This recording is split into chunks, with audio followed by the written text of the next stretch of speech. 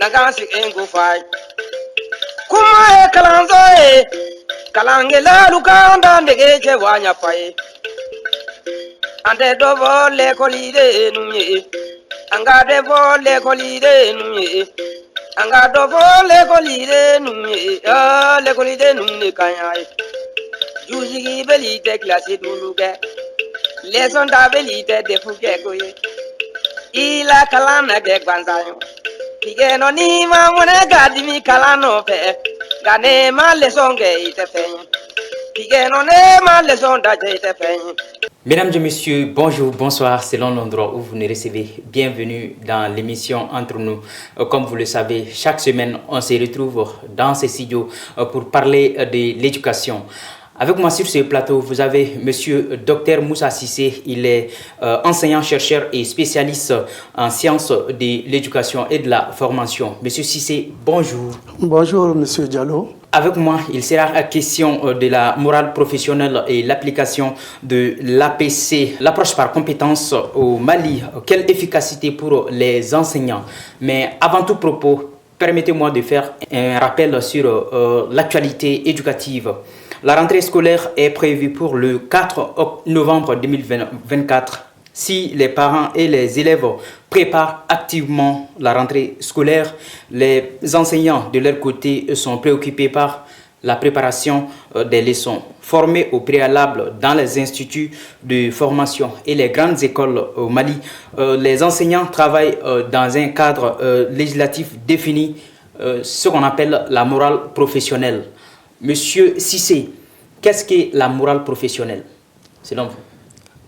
Merci, Monsieur Diallo.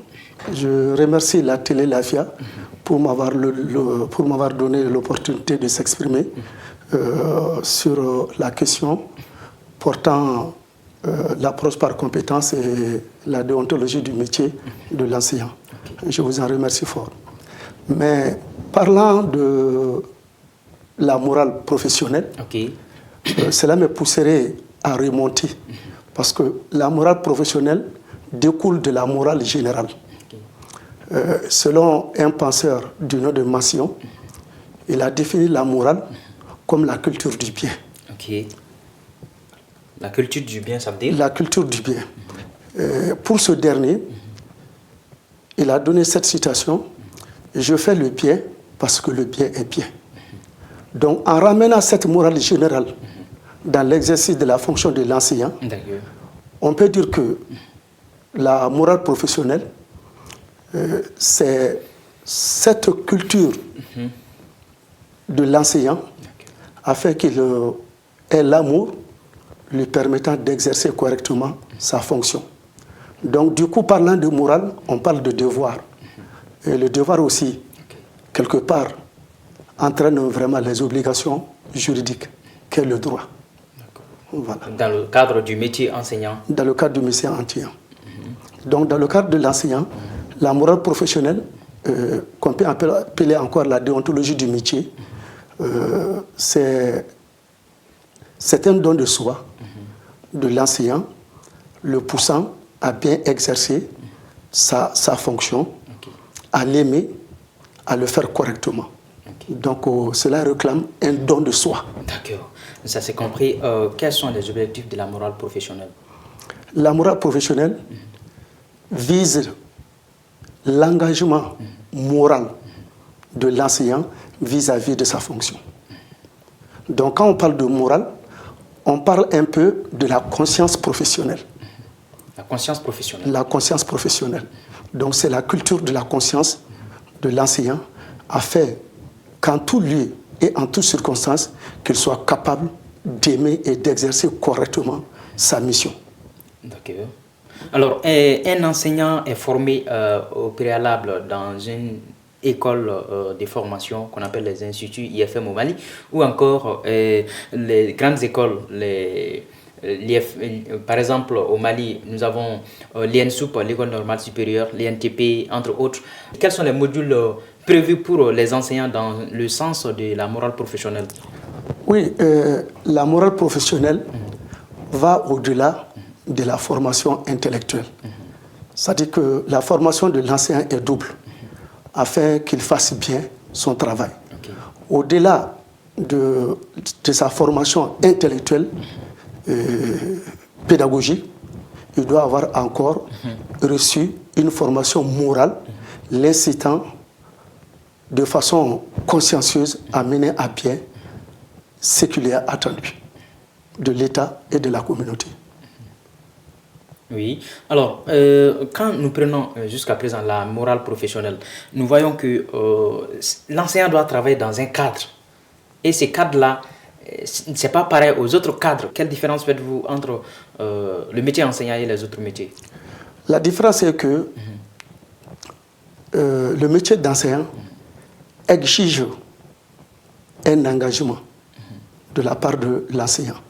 Cet engagement, c'est ce qui est nourri et fortifié par l'enseignement de la morale professionnelle, qui éveille en lui l'amour du métier, le don de soi, la vocation du métier. C'est pour cela qu'on dit que n'est pas enseignant qui le veut. Par le passé, n'importe qui ne venait pas dans l'enseignement. Donc, il était sélectionné parmi d'autres intellectuels. Donc, il faut obligatoirement une formation intellectuelle assise, complétée par l'obligation morale.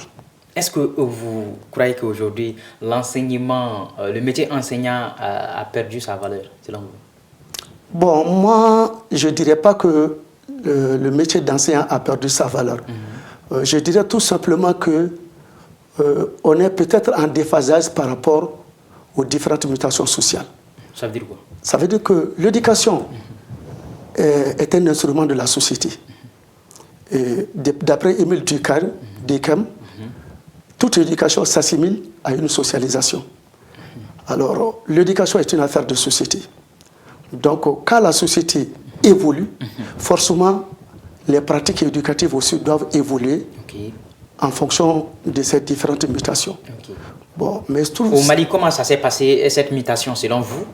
Comment ça se passe cette mutation selon vous au Mali?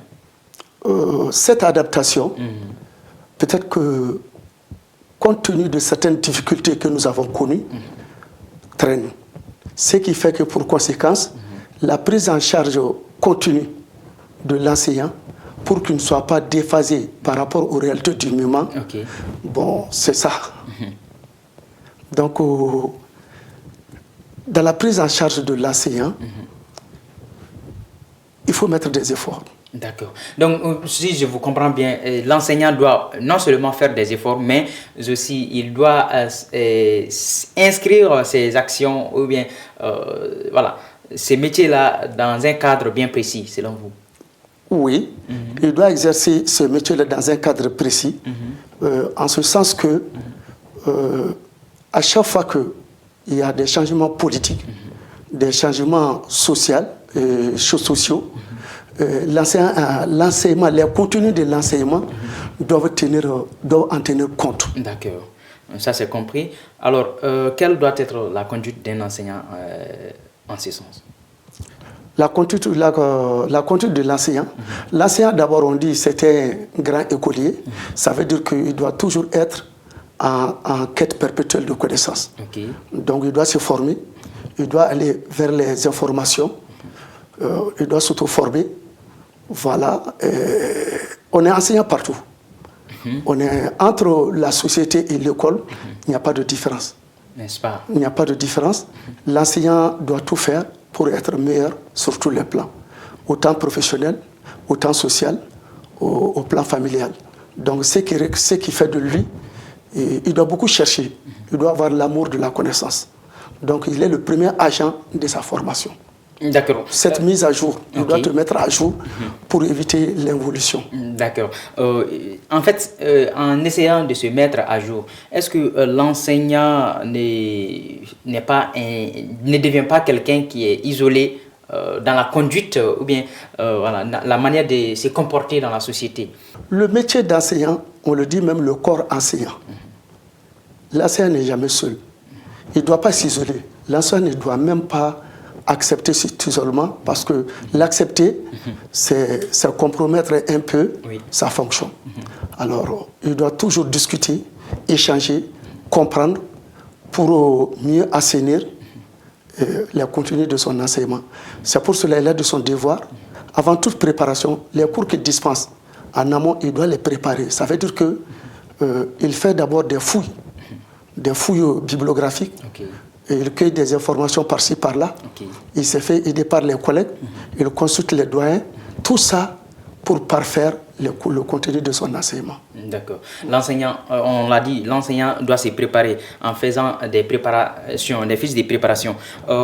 Parlant de ça, quelles sont les approches pédagogiques que vous, au Mali, qui sont vraiment adaptées à notre système, sinon appliquées au Mali présentement? Et parlant des systèmes, cela fait allusion à deux notions fondamentales, les réformes et les innovations pédagogiques. Le Mali a connu trois grandes réformes. À l'indépendance, la réforme de 1962. Compte tenu de certaines insuffisances, la seconde réforme est née. Mais cette réforme-là, avant d'aller à la seconde réforme, comment ça s'est passé? En fait, la réforme de 1962 a été inspirée après l'indépendance, parce qu'ils se sont rendus compte que le système colonial français qui a été hérité ne répondait pas aux besoins, ne comblait pas les attentes de notre société. Donc c'était juste après les indépendances. Les indépendances, en 1961, à Addis Abeba, à l'OUA, à la rencontre de l'OUA, les ministres en charge de l'éducation se sont concertés en marge de cette rencontre. À l'unanimité, ils sont d'accord sur l'inconsistance et l'inadaptation de l'enseignement colonial. Donc ils ont décidé de s'en défaire. Donc au retour à leur pays, chacun a essayé de forger un système beaucoup plus compatible avec les réalités de leur pays. Ce qui fait qu'en octobre 1962, le Mali a opté pour la réforme de 1962. Et cette réforme était axée sur 5 objectifs.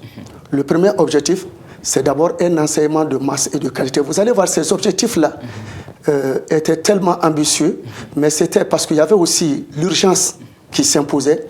Il fallait trouver une réponse aux insuffisances du système colonial. Quand nous prenons le premier objectif, un enseignement de masse et de qualité qui s'opposait à l'enseignement colonial, parce que l'enseignement colonial était sélectif. C'était réservé à quelques individus. Ce n'était pas tout le monde qui était recruté. Et la dernière qui est majeure, qui est très sensible, le cinquième objectif, qui dit qu'il faut décoloniser les esprits. Donc, parce qu'il y avait un complexe. Donc, il fallait s'en défaire. Et le second? Le second, c'est la nouvelle école fondamentale, qui, à mon avis, est la réforme qui nous conduira au mieux à l'adaptation. Parce qu'elle prône la valorisation, l'introduction des langues nationales comme médium d'enseignement. Mais malheureusement, compte tenu de l'insuffisance d'accompagnement de la mise en œuvre, donc il y a eu beaucoup de critiques. Donc parce que les parents ne comprenaient plus parce qu'il n'y avait pas de continuité voulue. Donc ce qui fait qu'elle a flanché. Et la réforme, est-ce qu'il y a eu les deux autres réformes? La première réforme, c'est la réforme de 62. La seconde, la nouvelle école fondamentale. Et la troisième et dernière, c'est le PRODEC, Programme décennal de développement. Voilà. Parlez-nous un peu des PRODEC. Et je crois que le PRODEC est à sa deuxième phase. À sa deuxième phase actuellement. Alors. Mais vous savez, chaque réforme, la réforme en soi est insuffisante. Toute réforme s'accompagne par des innovations pédagogiques. Les innovations apparaissent comme des mesures correctives, comme des mesures d'assainissement de la réforme. Parce que la réforme, à son implantation, a des préoccupations. Mais au fil du temps, elle se bute à certaines réalités. Il faut trouver une réponse. Donc c'est par le biais des différentes innovations qui viennent corriger les insuffisances constatées. Et parmi celles-ci, quand nous prenons les innovations majeures, aujourd'hui dans notre pays, nous avons le curriculum fondamental 1 et 2, qui est, si vous voulez, la pédagogie, ce qu'on appelle la pédagogie convergente, qui s'adosse, qui est une innovation de la nouvelle école fondamentale. D'accord. Et quand nous prenons le PRODEC, nous avons le système LMD à l'enseignement supérieur, licence, master doctorat. Ensuite, au secondaire, nous avons l'approche par compétence. Donc, le curriculum, l'approche par compétence, le système LM2 ne sont que des innovations majeures des réformes. Voilà. D'accord. Parlant de l'approche par compétence, ne serait-ce que ça, qu'est-ce que l'approche par compétence selon vous? L'approche par compétence, en réalité, avant l'approche par compétence, il y a eu deux approches. L'approche par contenu, l'approche par objectif. Bon, en réalité, je dirais que l'approche par compétence n'est que le prolongement de l'approche par objectif. Parce que nous avons vu que l'approche par objectif, si vous voulez, ce qu'on peut appeler OPO, objectif pédagogique opérationnel, vous allez voir que dans la formulation de cet objectif, on dit l'enfant doit être capable d'acquérir des connaissances. Donc, l'approche par compétence est venue corriger une insuffisance de l'approche par objectif, qui s'arrête tout simplement au niveau acquisition des connaissances, mais l'APC va au-delà. L'APC va non seulement à l'acquisition des connaissances, mais à leur application. Et là, on rejoint un des objectifs majeurs des réformes liées à l'école à la vie. Donc, ça veut dire que les connaissances ne doivent pas être sèchement apprises, mais les connaissances doivent être appliquées pour plus de rendement dans la société. Donc, l'approche par compétence est une approche axée sur l'acquisition des compétences.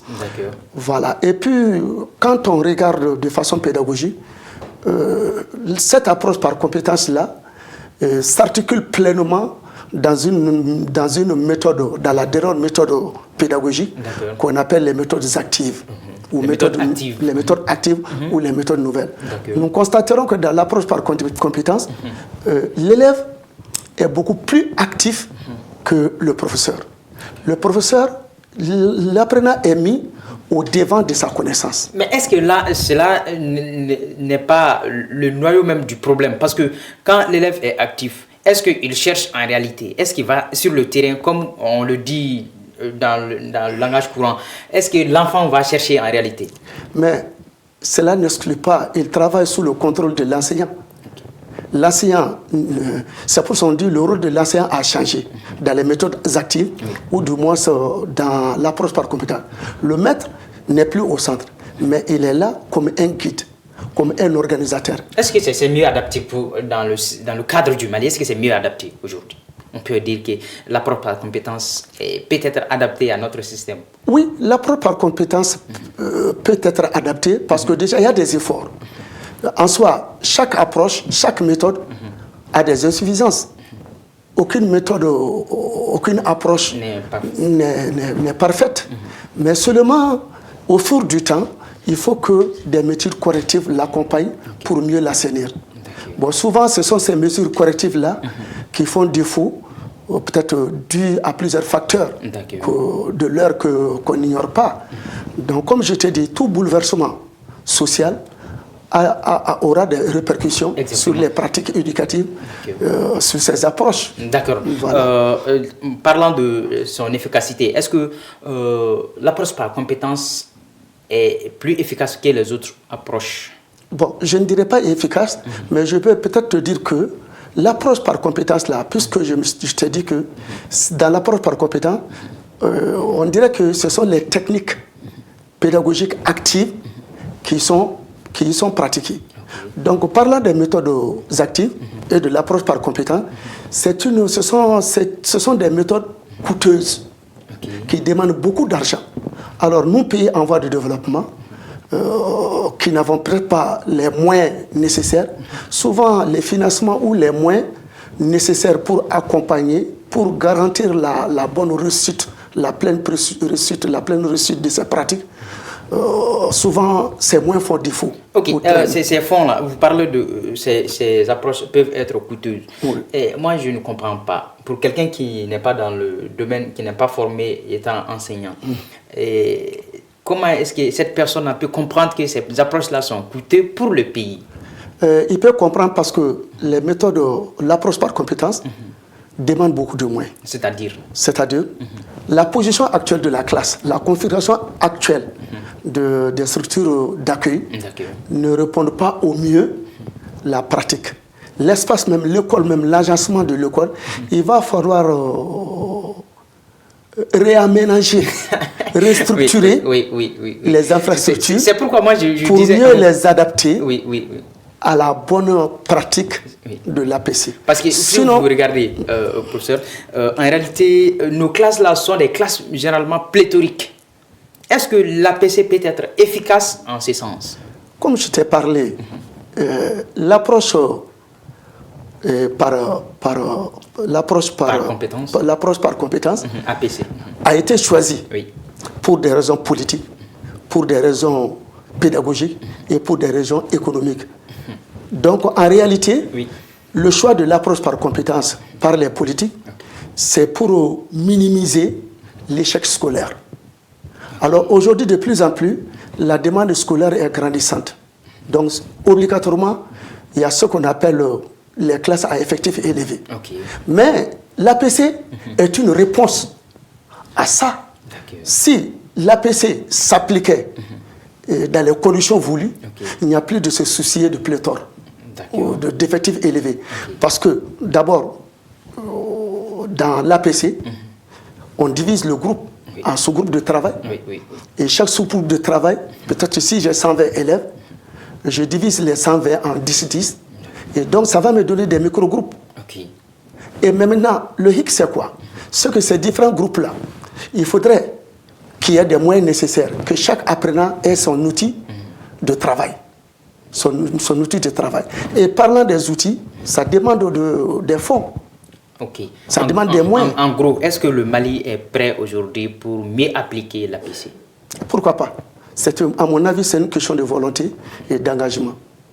Du côté des enseignants, je dirais, sans complicité, pour moi, accepter d'être enseignant, c'est l'ultime sacrifice. Parce que tout le monde sait, notre pays, on ne vient pas dans l'enseignement pour le gain, on vient dans l'enseignement pour l'amour du métier. Donc ça veut dire que à l'entame, l'enseignant est déjà motivé pour s'engager dans le corps. Donc maintenant, c'est l'accompagnement de l'enseignant et les normes indispensables pour sa réussite. Donc je fais tout simplement, je dirais que mettez l'enseignant dans les conditions voulues, revoir les structures et les contenus d'enseignants. Et là, à mon avis, c'est politique. Donc c'est pour ça que j'ai parlé en amont de volonté et d'engagement politique. Et les enfants dans tout ça? Quel est leur rôle? Le rôle des enfants, du coup, je dirais de la jeunesse. Entre parenthèses, les apprenants. Les apprenants. Le rôle des apprenants, c'est qu'ils sont épanouis, ils sont placés devant le travail. Et comme le dit dans le gouverneur de la Rosée, ils sont le boulanger de leur formation. Ils sont beaucoup plus actifs dans la recherche de connaissances que l'enseignant. Donc ça veut dire que lui-même, il est rendu responsable. Il est rendu responsable et l'espace d'apprentissage devient comme un jeu qui répond à sa nature, à ses intérêts, à ses besoins et à ses motivations. D'accord, ça c'est compris. À l'ère du numérique, quels sont les avantages et les limites de l'approche par compétence? Ah oui, voilà encore une autre mutation sociale. Comme je vous ai dit, l'éducation n'est pas figée. Elle évolue avec le temps et l'espace. Alors aujourd'hui, l'ère du numérique s'impose parce que c'est une, je dirais, c'est une exigence de la mondialisation. Donc aujourd'hui, je dirais que c'est l'enseignement qui doit aller vers le numérique. C'est une obligation, un devoir. Ne le faisant pas, on va être déphasé. On va être déphasé et pour cela, ce n'est pas une question de choix, mais c'est une obligation. Okay. Donc les efforts doivent être déployés rapidement pour aller vers ce numérique-là. D'accord. Par exemple, une classe où on applique l'APC, est-ce que le numérique n'est pas un atout là-bas? Bien entendu, oui. Le numérique est un atout. Parce que, puisqu'on a dit de lier l'école à la vie, oui. Par exemple, tout simplement, dans ce qu'on appelle les techniques d'enseignement, dans les techniques, il y a ce qu'on appelle les techniques audiovisuelles, qui aident beaucoup l'enseignant à alléger dans la pratique du métier. Ce qu'on appelle la concrétisation de la leçon. Cette concrétisation de la leçon, ça permet aux enfants de faire recours à ses sens dans l'apprentissage, de regarder, d'écouter lui-même. C'est lier l'école à la réalité. D'accord. Une dernière question relative au numérique. Est-ce que l'utilisation de plus en plus importante des outils numériques change la donne aujourd'hui? Oui. Vous changez d'un camp ancien, entre guillemets, à un camp vers le renouveau? Non, ce n'est pas un changement, mais je dirais que c'est une continuité. C'est une continuité. Ça veut dire que... Ou encore une imitation. Une imitation. Ça veut dire tout simplement que aujourd'hui, il est du devoir, n'est-ce pas, d'aller vers ce numérique-là. C'est-à-dire que en concevant des programmes et puis des moyens en fonction de cette réalité nouvelle. D'accord. Est-ce que le Mali est prêt dans ce sens Pourquoi pas à l'administration? Parce qu'il y a beaucoup de lycées, sinon beaucoup d'écoles aujourd'hui qui n'ont pas des outils nécessaires pour intégrer le numérique. Mais si vous avez un message à l'endroit de ces écoles-là. Comme je t'ai dit aujourd'hui, tout est une question de moyens. Théoriquement, le principe est acquis, mais les moyens font défaut. Alors, et puis, ce n'est pas tout d'un coup qu'on peut changer l'ancienne pratique au profit de la nouvelle. Donc, le temps s'impose. C'est graduel, c'est un processus, c'est une dynamique nouvelle. Donc, il faut aller progressivement. Et je crois que de plus en plus, il y a des prémices dans ce sens. Par exemple, à l'école, il y a ce qu'on appelle les techniques audiovisuelles. Il y a ce qu'on appelle les techniques d'information et de communication en éducation TIS. De plus en plus, il y a aussi le téléphone. Souvent dans la pratique, le téléphone est déconseillé, mais souvent pédagogiquement, on peut faire recours au téléphone. Oui, mais c'est coûteux. Pour concrétiser, c'est coûteux. C'est coûteux. Voilà. Alors, vous êtes enseignant, chercheur et formateur également. Quelles sont vos analyses par rapport à l'éducation malienne aujourd'hui? Bon, l'éducation malienne, elle est en fonction de la société. L'éducation est le reflet de la société. Quand on parle de société, c'est le reflet des mentalités. C'est une résultante. Donc aujourd'hui, quand nous prenons l'éducation, il faudrait qu'aujourd'hui, vraiment qu'on accorde une place de choix à l'éducation. Parce que l'éducation apparaît comme la solution aux divers problèmes que nous connaissons aujourd'hui. Il s'agit de la prise de l'homme.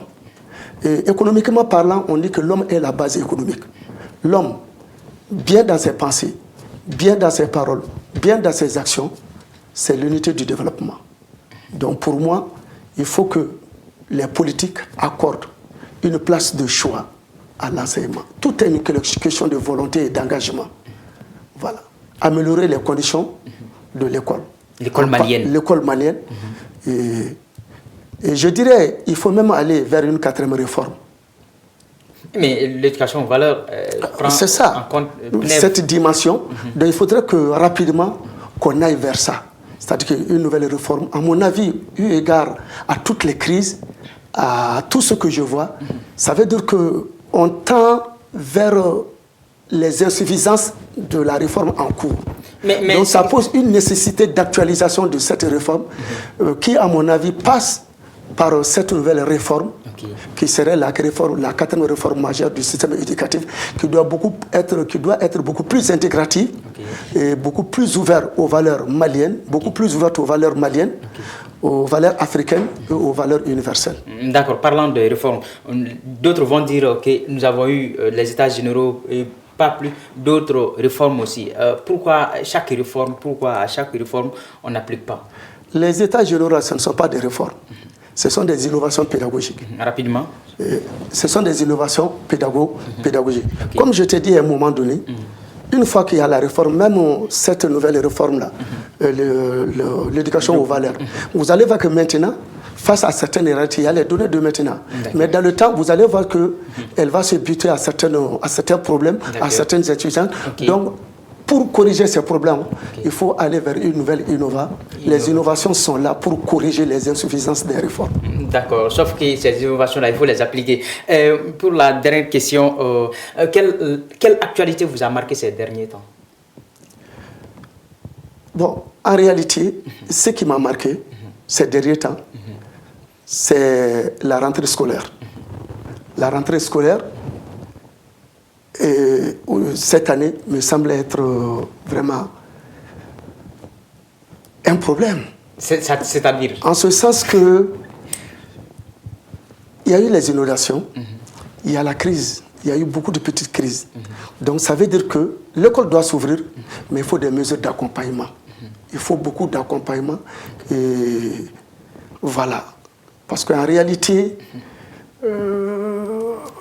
cette ouverture, il faut y aller, mais il faut beaucoup plus d'accompagnement pour amortir vraiment les charges éducatives et améliorer les conditions. Et surtout, adapter, parce que cette année, cette ouverture-là, ce n'est pas une ouverture générale, mais les localités n'ont pas les mêmes réalités.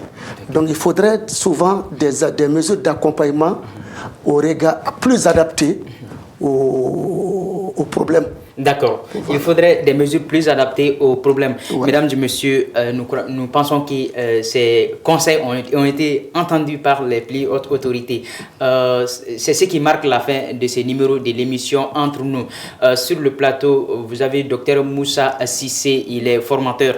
Avec lui, il a été question de la morale professionnelle et l'application de l'APC au Mali. Quelle efficacité pour les enseignants? Mesdames et messieurs, restez connectés sur Alafia TV, la télé de la paix. Il a kalana de gbanzayo. Pigeno ni ma mona gadimi kalano pe. Gane ma lesonge ite fe. Pigeno ne ma lesonda je ite fe.